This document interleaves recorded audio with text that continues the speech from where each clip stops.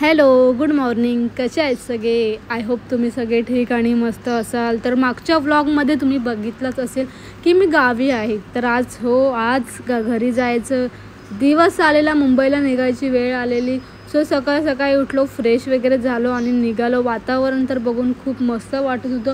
हे 3 दिवस कसे गेले आणि किती मस्त गेले हे समजलंच नाही. असे दिवस रोज यावे, पण काय करणार, शेवटी आपल्याला आपल्या घरी जावंच लागतं. कुठे पण जा आणि आपल्या घरी जे सुख भेटतं ते मेन म्हणजे कुठेच नसतं. आपलं घर ते आपलं घर असतं. सो तिकडनं बस वगैरे पकडली, खेडला आलो. खेडवरनं ट्रेन वगैरे पकडलं आणि ट्रेनमध्ये तर इतकी गर्दी, बाप रे बाप, सांगून उपयोग नाही. आणि वातावरण बघू शकता किती मस्त वाटते.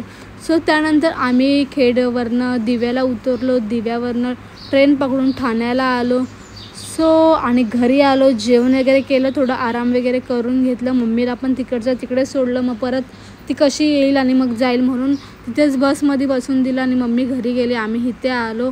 संध्याकाळी चाय वगैरे पियालो आणि पाऊस इतका जास्त पडतो, बापरे बाप, इतका पाऊस आहे सांगून उपयोग नाही. दिवाळीच्या दिवशीसुद्धा पाऊस पडत होता, पूर्ण मूडच गेलेला.